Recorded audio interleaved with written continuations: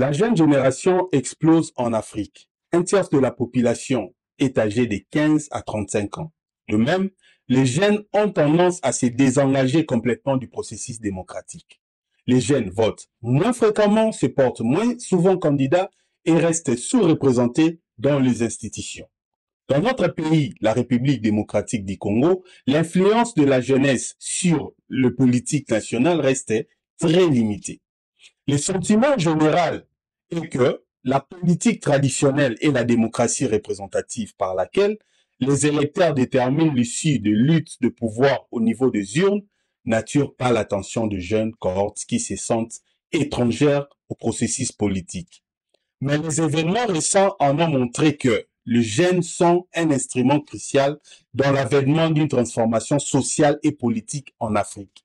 Dès la dissolution du régime de l'apartheid en Afrique du Sud, au début des années 1990, et à la révolution de Jasmine en Tunisie en 2011, aux campagnes de Yanamar et de ma carte d'électeur Monam au Sénégal en 2011-2012, et la révolution du troisième mandat au Burkina Faso en 2014, les jeunes sont à l'avant-garde de lutte démocratique sur le continent. L'engagement de jeunes peut faire tomber le régime autoritaire et inverser les trajectoires politiques de pays. L'inclusion des jeunes dans le processus politique est donc cruciale en RDC pour la stabilité et la paix en long terme. Pour les élections du décembre 2023 en République démocratique du Congo, les jeunes électeurs peuvent avoir un impact important sur le choix des personnes qui siégeront au Palais du Peuple et aux nouveaux locataires du Palais de la Nation en 2024. Selon les données du fichier électoral publié par la CENI, plus de jeunes devraient participer et voter en 2023. Dans notre émission aujourd'hui, il sera question de savoir que doit faire le politique pour attirer les jeunes électeurs. Pour ce faire, nous avons deux panels de jeunes qui nous joignent depuis Kinshasa. Le premier panel, ce sont des jeunes qui vont voter pour la toute première fois en 2023. Et le deuxième panel, ce sont des jeunes qui avaient voté en 2018 et votera pour la deuxième fois en 2023. Juste une précision, ces jeunes ne sont pas partisans, ils sont en quête d'espoir pour leurs avenirs et l'espoir pour leur pays. Tout d'abord, bienvenue et merci de votre participation. Je commence avec Grady Mbouka. En un mot, peux-tu décrire l'état du pays? Oui, merci pour la parole. Comme il a été dit, en un mot, aussi décrire l'état du pays. Je pourrais dire que nous sommes en état de crise, bien que nous sommes en train de voir la hausse du taux dans le pays et quelques problèmes que nous sommes en train de subvenir avec. Donc, nous sommes dans un état de baisse. Donc, c'est tout. Si en un mot, je peux décrire cela. Et Béni, en un mot? Moi, en un mot, je peux décrire l'état du pays. L'état du pays est vraiment en baisse. En baisse. Et Caleb? Ouais, en un mot, notre pays est vraiment catastrophique. Catastrophique. Je voulais poser la première question à Justice. En un mot, peux-tu décrire l'état du pays? Bon, pour décrire l'état du pays, en un mot, je prendrai la phrase de notre ambassadeur Hims qui a dit que le pays est en train de changer. Ok. Et pour vous, Sam? À mon avis, je dirais que ce pays est handicapé. Donc, un peu genre. Donc, ça se voit déjà, vous avez une différente opinion.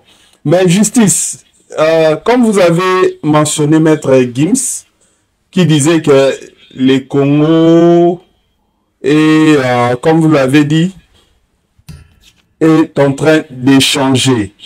Les Congo est en train d'échanger en quoi précisément?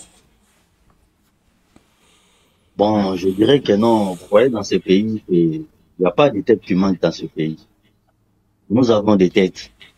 On a connu des gens qui ont des têtes, qui ont eu des postes dans ce pays, mais qui n'ont rien changé dans ce pays.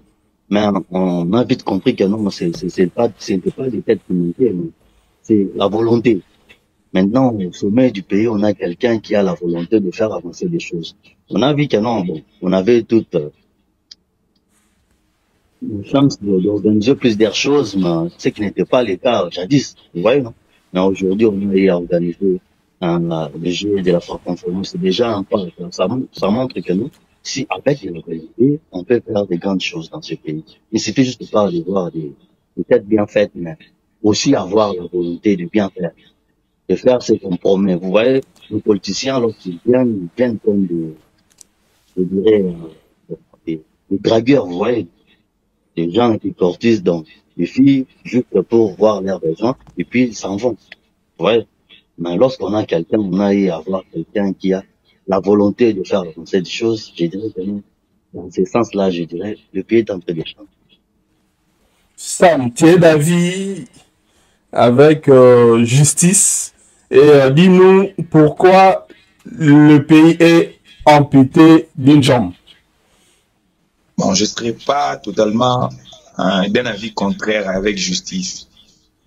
Il a dit un truc qui est vrai. Nous avons quelqu'un au sommet de l'État qui a la volonté de faire de bonnes choses. Mais le problème est que, quand je dis le pays est amputé d'une jambe, je liste ça comme ce pays n'a qu'une jambe. Il n'a que le président de la République, mais l'autre jambe qui peut aider le pays à mieux marcher, ça n'existe presque pas. Les gens qui entourent le président de la République, à mon avis, ils n'adhèrent pas totalement à sa vision. Donc, ils donnent des ordres qui sont à peine respectés. Donc, nous voyons ça partout dans tous les domaines de la vie, dans la justice, dans l'emploi et tout et tout. Quand le président de la République prononce un discours, nous sentons son avis, son envie de changer les choses. Mais les personnes qui sont censées d'exécuter ce que le président de la République dit n'arrivent pas à faire ça. C'est un peu ça. Ok. Mais non, je vais commencer avec mademoiselle Grady. Dis-moi un peu, quel est le principal problème auquel confronte la nouvelle génération? Et vous, Béni, quel est le principal problème, selon vous, auquel confronte la nouvelle génération? Moi, le principal problème est que notre jeunesse est sacrifiée. Les vieillards ne laissent pas le temps et tout. Il veut seulement que eux puissent travailler. Ok. Donc, c'est-à-dire que le vieillard ne laisse pas la place à la jeunesse. Et Caleb, selon vous? Moi, je dirais ceci. Mon problème est que la jeunesse, en fait, le vieillard ne laisse pas vraiment l'espace de pouvoir montrer de quoi nous sommes capables. Donc, on ne laisse pas vraiment le temps à la jeunesse. On ne laisse pas à la jeunesse le temps de pouvoir investir, de pouvoir aussi entreprendre, et voilà. Mais quand vous dites que le vieillard ne vous laisse pas la place, mais on dit aujourd'hui notre jeunesse est une jeunesse déjà perdue. Les jeunes sont dans des kidnappings, ils sont dans la chambre, ils sont dans la prostitution. Il n'y a pas de jeunes sérieux, tout le monde est dans le pétage. Maintenant, Grady, quand Béni et Caleb dit que le vieillard doit laisser la place à la jeunesse. Et si on vous laisse la place, est-ce que la jeunesse aujourd'hui sera capable de relever les défis du pays? Bon, on va continuer avec nos invités. Pour rappel, nous avons Justice Mukendi et Sam Tambwe en ligne depuis Kinshasa. Mais je venais de recevoir d'autres jeunes ici. Par exemple, Grady Mbouka a décrit la situation du pays comme médiocre. Béni Kiasiswa, pour lui, il a décrit le pays comme en étant en baisse. Et Caleb Lomwanga s'est dit que la situation du pays est catastrophique. Maintenant, je reviens avec vous, justice. Face à ces descriptions données par d'autres jeunes, que le pays est dans une situation médiocre, en baisse et catastrophique, comment vous réagissez? Bon, je dirais, je ne pas vraiment tort. Vous voyez, le pays a longtemps été mal géré, donc durant tant d'années. Donc ce serait de toute façon normal. Ce n'est pas un pays qu'on a détruit pendant toutes ces années-là qu'on peut développer dans 2 ou 3 ans, 4 ans, 5 ans. C'est insuffisant. Le problème est que nous voyons, moi je suis positiviste. Donc moi je suis optimiste. Optimiste et je vois que non. Aujourd'hui nous avons quelqu'un dans le sommet du pays qui a la volonté de bien faire. Donnons-lui la chance pour ces élections à venir. Déjà on a vu tout ce qui s'est passé avec l'FCC, Cash et l'Union sacrée. Donc il n'a pas eu le temps de bien gérer, de bien fonctionner. C'est le jeu de l'opposition. L'opposition, nous, on était à l'opposition jadis, on sait comment l'opposition fonctionne. Maintenant, qu'on est au pouvoir, l'opposition ne peut pas venir faire comme on a fait avant. Donc, l'opposition, moi, avant, j'étais d'accord avec l'ensemble. Quand ils disaient que non, nous, on va faire l'opposition républicaine. C'est ce qu'on a besoin aujourd'hui dans ce pays. On n'a plus besoin de cette opposition-là qu'on a fait Mais avant. justice, pour rappel, justice, attendez. Je rappelle que notre invité s'appelle Justine Mukendi, suivez mon regard. Mais Grady Mbouka, Beni et Caleb, ce sont des jeunes non partisans. Ils ne se sont pas identifiés ici comme des acteurs politiques ou faire partie de partis politiques ou d'un camp. Non. Ils se sont identifiés comme des jeunes, tout simplement, qui ont le souci pour leur avenir, le souci pour leur pays. Et ils ont dit la situation est médiocre, en baisse et catastrophique. Mais non, quand vous dites que non, l'opposition est de mauvaise foi, ça, ce ne sont pas des opposants, ça, ce sont des jeunes comme vous qui, d'après eux, ont décrit les pays de cette façon-là. Donc, votre défense est que la situation est médiocre, en baisse catastrophique, parce que le pays a été détruit pendant beaucoup de temps. C'est ça votre ligne de défense? Ah, c'est ça, oui. Mais c'est ce que j'ai dit. Le pays a été détruit il y a longtemps. Donc c'est quelque chose qui prendra encore beaucoup de temps pour qu'on revienne dans la normale, vous voyez. Donc ça veut dire que ces jeunes ici, ils doivent suivre les gens qui ont détruit le pays pendant tout ce temps. Donc ils doivent laisser les dirigeants actuels tranquilles. C'est pas ce que j'ai dit. Ce n'est pas ce que j'ai dit. Je leur dirais juste d'avoir la patience. Donc de patienter. Et le pays est en train de changer. Donc, qu'ils aient juste la patience. C'est ce que je leur demande. Bon, Sam, maintenant, on dit qu'il faut être patient. Votre réaction? Moi, je leur demanderai pas seulement d'être patient. Moi, je leur demanderai de beaucoup prier pour les dirigeants de ces pays, parce que beaucoup d'entre eux sont d'une mauvaise foi sans nom. Donc, ils peuvent patienter toute leur vie, voire même mourir, et le pays ne changera pas. Ils essayent de prier pour les dirigeants de ces pays, tout en espérant qu'un jour, ça va se changer. C'est ça. Merci pour votre réponse. Et Béni, même question. Vous dites que non, voilà, vous avez besoin d'espace pour travailler. Les vieillards ne veulent pas vous laisser de la place. Mais est-ce que la jeunesse aujourd'hui est capable de relever les défis si on vous laissez la place? Oui, la jeunesse est très capable et qu'on a aussi les moyens de s'investir et tout à trouver quelque chose qu'on doit faire. Je pourrais dire un peu ça, c'est un peu ça. Ok, mais Du potentiel et tout. Donc la jeunesse a du potentiel, mais ils n'ont pas seulement l'opportunité de montrer leur potentiel. Alors, Caleb, la jeunesse sont dans le pétage, la jeunesse sont dans les TikTok, la jeunesse sont dans tout ce que vous savez. Est-ce que cette jeunesse-là aujourd'hui sera capable de prendre le relève? Ouais, je dirais oui parce que il y a des jeunes intelligents dans ce pays. Il y a des licenciés même, je pourrais dire. Il y a des licenciés que moi j'ai connus dans tous les domaines, genre en études, dans plusieurs domaines, ils sont forts. Mais le problème est que le vieux ne laisse pas la place. Le vieux ne laisse pas la place de pouvoir montrer de quoi nous sommes capables, de quoi la jeunesse peut faire, peut produire pour ce pays.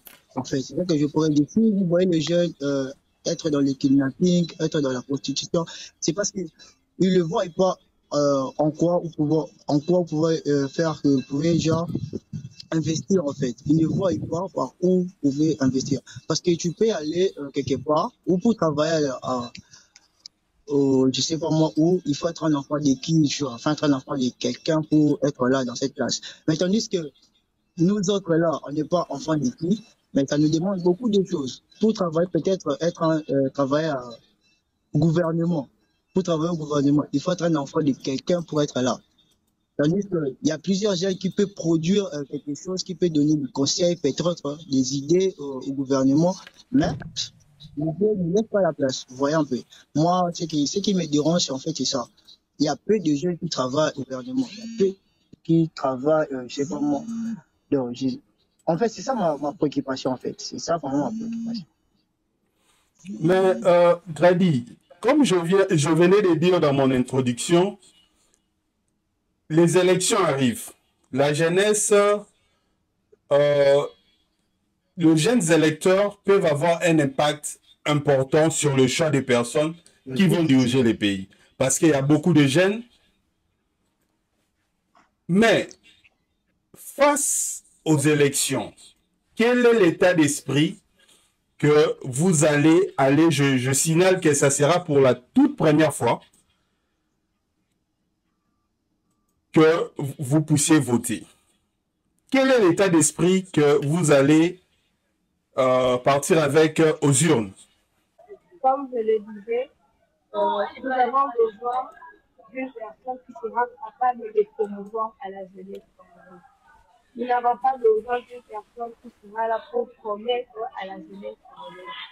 On n'ira pas voter nos connaissances, on n'ira pas voter nos membres de famille, mais plutôt nous irons voter celui à qui nous allons mettre notre confiance et à qui nous allons peut-être dire, à cause de lui, peut-être par sa voix, la jeunesse peut parler, par sa voix, la jeunesse sera attendue. Et c'est vraiment ça l'objectif que je vais avec au dur. On est à quelques mois des élections. Est-ce que vous avez déjà cette personne-là? Actuellement, je n'ai pas encore cette personne. Je ne vois pas encore cette personne. Parce que la campagne électorale n'est pas encore finie. Et je choisirai quand il sera le moment. Ce n'est pas parce que maintenant j'entends qu'il y a celui-ci ou bien celui-là. Je dois faire mon choix. Je dois patienter, vérifier et essayer de voir quelle est l'ambition de celui-ci, quelle est l'ambition de celui-là et qu'est-ce qu'il promouvra pour la jeunesse afin de lui donner ma voix. Et non seulement de donner ma voix parce que c'est une connaissance ou bien celui qui enfant de ma famille. On verra la capacité et le projet qu'il y aura, premièrement pour la jeunesse congolaise. Je vais, en tout cas, j'essaie de comprendre en fait. Justice nous dit que non, le pays est en voie de changer, les dirigeants ont une bonne volonté, il nous a même cité la francophonie, mais j'espère que vous avez à voter en 2018, n'est-ce pas, de Justice? Oui, c'est ça. Bon, les votes que j'ai fait en 2025 sont pris, c'est ce que j'ai 2018. dire. Pardon, en 2018, c'est ça. Vous êtes déjà en 2025. Ça a mis le pays dans la bonne voie, dans la bonne voie. Vous voyez, le pays est Ok. maintenant dans la bonne voie, le pays est en train de changer. C'est-à-dire que non, je ne regrette pas le vote que j'ai fait en 2018. Je suis pas en train de regretter ce que je fais. Tu Ouais, le disais que tu peuple ne regrettes qui pas, avait rien. voté a la bonne volonté de mettre ce pays dans la bonne voie. Donc, je ne regrette pas mon vote de 2018. Et toi, Sam, regrettes-tu d'avoir voté en 2018? Et qu'est-ce que votre vote, je ne sais pas pour qui vous avez voté, mais le fait de participer au vote, peu importe les résultats, tu penses que c'était productif pour le pays et pour votre propre vie? Bon, pour ma propre vie, je dirais non. Pour le pays, je reste un peu sceptique vu le résultat actuel sur le terrain. Ce n'est pas qu'on est directement devenu l'Allemagne d'Afrique. Non, non. Nous ne sommes pas encore à ce point. Mais étant que Congolais, tant que patriote, ma prière est que qu'on atteigne ces niveaux promis par la première personnalité du pays de devenir l'Allemagne d'Afrique. Et puis, tout en espérant qu'ils auront la bonne volonté de bien faire les choses. C'est ça. En tout cas, et Béni, quel est l'état d'esprit? Euh, Moi, je dirais qu'il faudra un candidat idéal, un candidat pas qui ne pense pas à s'enrichir lui-même. Ok, je pense que les autres se sont déconnectés. La question que je posais, Grady, étant que fille, qu'est-ce que tu penses de l'idée que non, la femme doit être dans la cuisine, la femme doit attendre les mariages, la femme ne doit pas compétir avec les hommes pas à l'école, les filles à la cuisine. Qu'est-ce que tu penses de cette idée-là? Déjà, premièrement, je pense à cette idée parce que la place de la femme n'est pas tellement là. Comme dernièrement, nous sommes en train de le voir, c'est plus des femmes qui sont en train de se promouvoir à l'avenir de ce monde. Et nous prions pour l'égalité, premièrement. Nous prions pour l'égalité entre hommes et femmes. Qu'il y ait égalité de tout ce monde. Parce que on vit pour être en compétition. Et ce que l'homme peut faire, la femme aussi peut le faire. Surtout dans la vie sociale, le travail de l'homme, la femme aussi. On le voit maintenant, nous avons des mécaniciens. On le voit maintenant, nous avons des femmes qui conduisent de grands cars. On le voit maintenant, nous avons des femmes qui sont de la tête. Donc, le travail n'est pas seulement comme ça. Il n'est pas bon de limiter seulement la femme par la femme. Parce qu'il y a aussi des problèmes que l'homme ne peut pas faire. La femme peut carrément le faire au lieu de ne pas dans un tel décision de parler, rester et non avant de donner la voilà ça. Mais vous avez dit que non, il faut qu'il y ait l'égalité des chances entre femmes et hommes. C'est quelque chose que moi, je supporte vraiment et on se bat pour que cela puisse être festif dans notre pays. Mais vous ne voyez pas que la femme elle-même ne s'engage pas, par exemple dans la politique, aux élections, il y a, quand on a déposé des candidatures, il y a seulement 17% des candidats femmes. Et tous les autres, ce sont des hommes. Tu vois pas que non, la femme veut l'égalité, mais la femme elle-même ne s'engage pas pour compétir, parce que dans le monde professionnel, c'est la compétence. Si on veut voir la compétence, ça veut dire qu'il faut qu'il y ait des femmes compétentes qui vont s'engager et pour, euh, pour être compétitif, c'est ce que je peux dire. Je dirais que ce n'est pas sur la femme que l'homme vient que les femmes ne vont pas. Juste qu'elles se sentent parce que quand on s'adresse à la femme, on vient déjà par le rabais. Donc, un Mm. homme vient, même pour le politique, quand on approche une femme, c'est d'abord par le rabais. Ils se disent dans leur tête, bon, qu'on essaye toutefois, espérant qu'ils ne comprennent pas le ciel. Tandis qu'ils ne mettent pas leur confiance. Ils ne mettent jamais leur confiance à la femme dans le poste les plus élevés, car ils se disent qu'une femme a pris jamais pour que ça va la taille. Aussi l'une des choses qu'il faut se dire. Quand c'est une femme ne peut pas être la chef là où il y a plusieurs femmes. Tandis qu'elle oublie que la femme peut donner de très bonnes compétences pour aider à cet homme-là à évoluer. C'est juste absolument possible. En tout cas, c'est vrai, hein. Nous, dans le pays que nous vivons, nous avons des managers femmes qui dirigent beaucoup même, hein, beaucoup des hommes. Mais avant-dernière question, Grady, je vous ai écouté ici avec d'autres amis, Benny et Caleb. Vous n'avez pas mentionné la question de l'Est. Vous pensez que c'est, comme vous êtes à Kinshasa, cette histoire-là ne vous concerne pas? Donc, c'est une affaire, je sais pas. Non, bien au contraire, cela nous concerne aussi. Et on ne peut pas agir, même si on veut pas agir. On doit estimer et dire à nos autorités d'agir pour tellement d'entendre la lettre de maman congolaise, nos jeunes sœurs congolaises, nos papas tués, et cela aussi nous fait. Mais nous sommes à l'incapacité et à l'État congolais d'Alger qui ne peut pas prendre part comme ça, parce que de bien bon matin. Et à nous, en prenant des très bonnes décisions, Mais Grady, attendez. Étant que jeune, c'est à vous d'interpeller les autorités. Mais lorsque, à chaque fois que les autorités passent, vous criez béton, béton.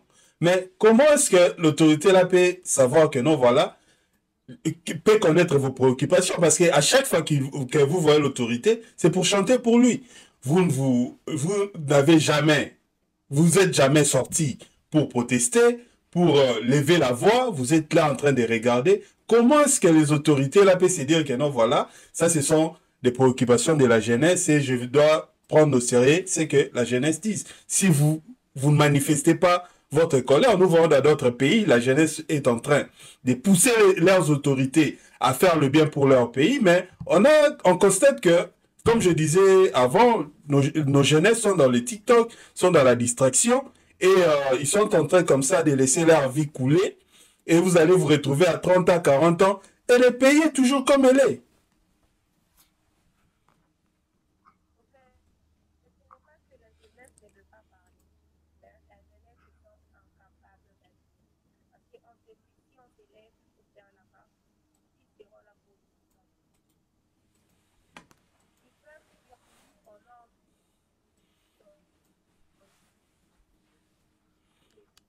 de la jeunesse, un mois, c'est le soir.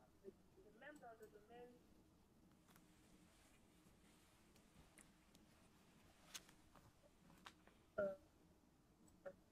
du travail, la jeunesse crie derrière de l'État vient prendre une massacre. La crée et le enfant était un peu plus vieux pour l'aider à s'en sortir. Il se trouve déjà avec ce problème.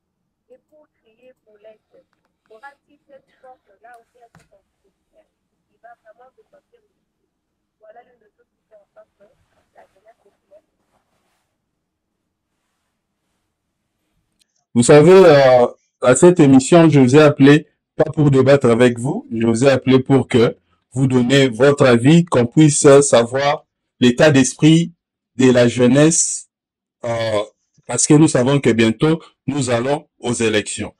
Mais comme vous avez décrit que tout se passe bien, le pays va bien, le pays part dans de bonnes directions, sous le commandement du président de la République, Félix Antoine Tshisekedi.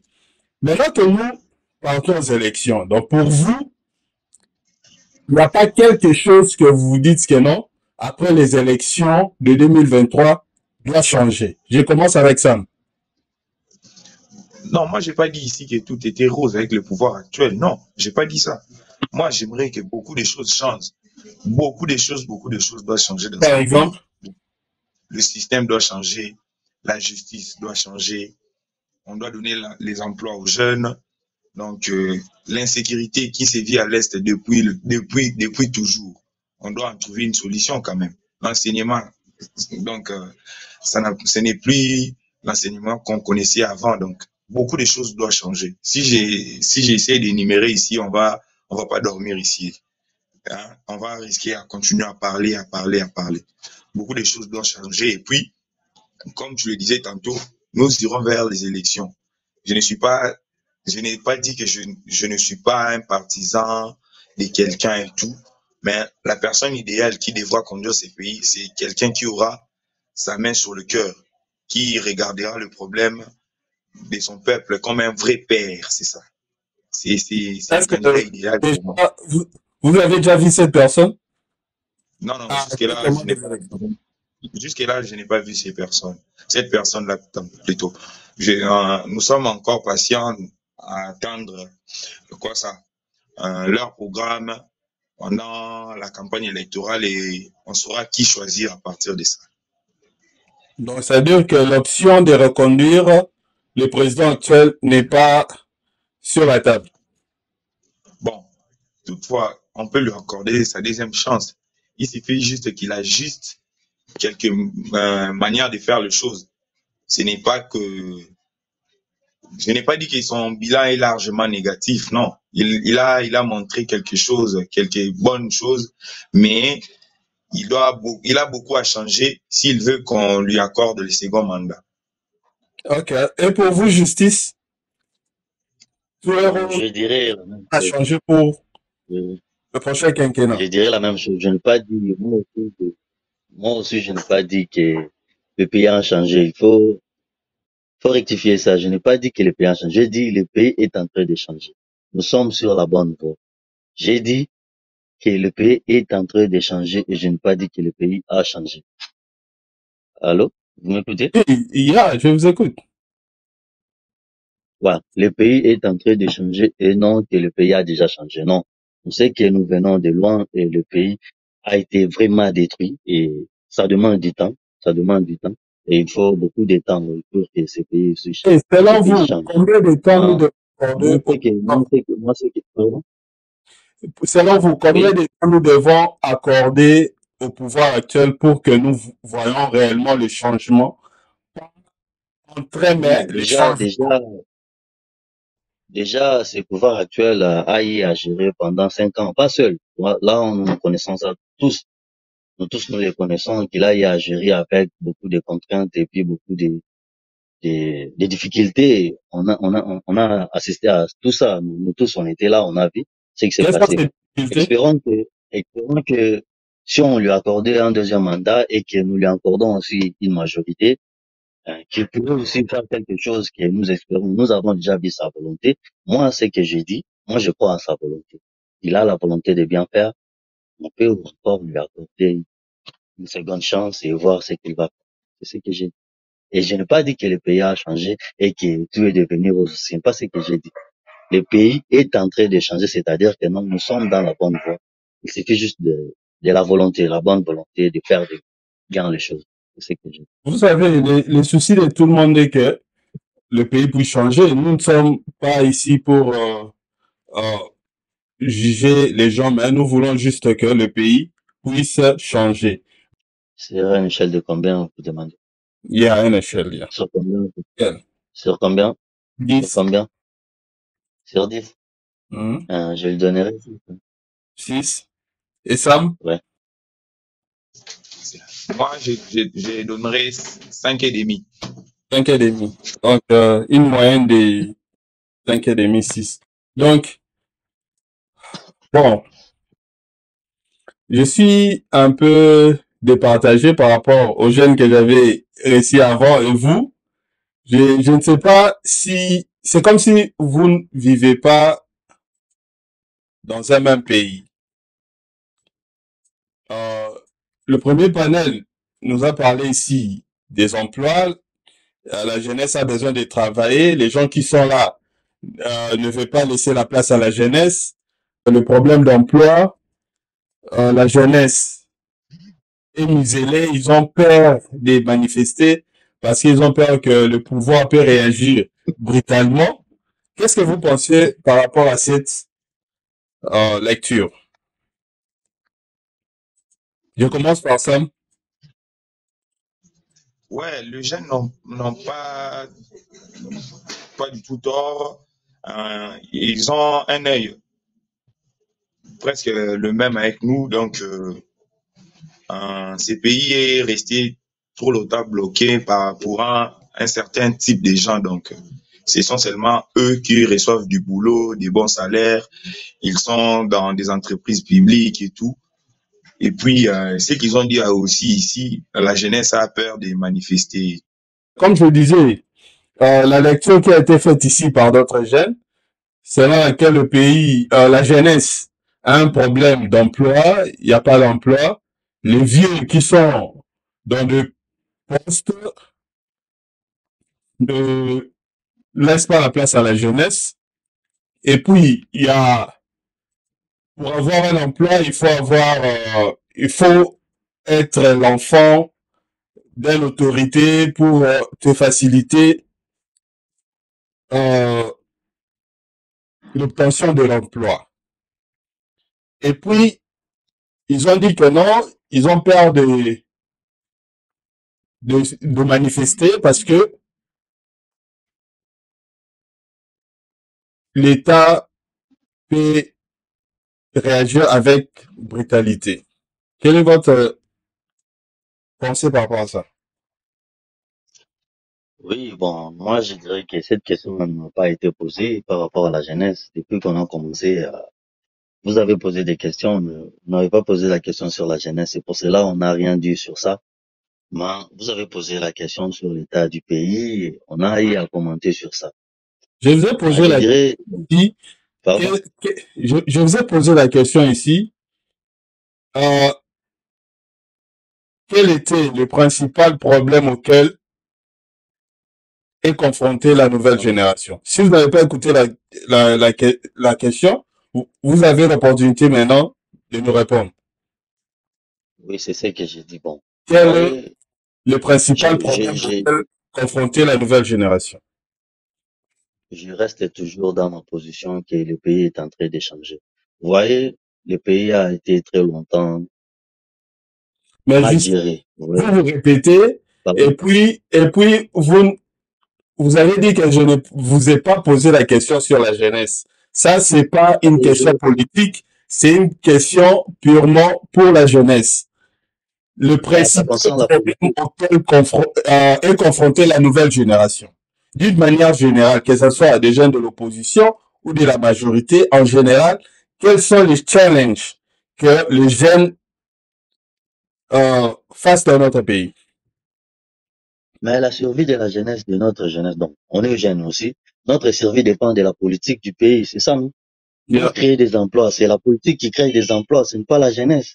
Ouais, Mhm. c'est pour cela que j'ai dit que non. Je reste toujours dans la voie, dans ma position de dire que non, le pays est en train de changer. Le pays qui a été trop longtemps mal géré, donc c'est difficile qu'il y ait des investisseurs, c'est difficile qu'il y ait des gens, donc, vous voyez, l'image qu'a donnée la francophonie, donc c'est la première, c'est une image que le Congo n'a jamais donnée il y a de cela 60 ans depuis l'indépendance. Vous voyez, je dirais Juste que non, maintenant attendez, là, l'Occident peut attendez. voir ces pays. À tous ces problèmes, face à toute cette frustration, est-ce que vous allez amener cette colère-là aux urnes pour chasser tous ces dirigeants-là que vous estimez qu'ils sont incompétents, ils ne sont pas en train de travailler pour aider la jeunesse? Qu'est-ce que vous faites pour mobiliser d'autres jeunes qui sont peut-être dans la distraction, de se dire que non, oh, regardez, notre vie, on va commencer à passer comme ça aujourd'hui. J'ai 20 ans, j'aurai 25 ans, 30 ans, jusqu'à 40 ans.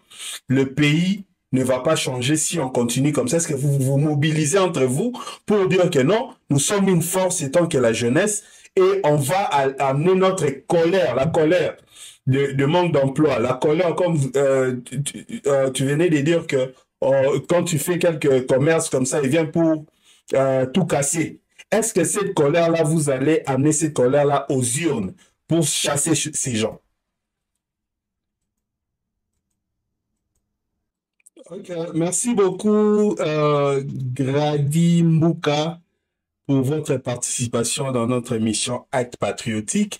Je pense que tant que jeune, vous allez porter votre connaissance, partager votre connaissance à d'autres jeunes pour qu'ils prennent conscience que la jeunesse est une force. Si vous n'avez pas le moyen d'aller marcher pour faire attendre vos voix, peut-être qu'il y aura des représailles ou soit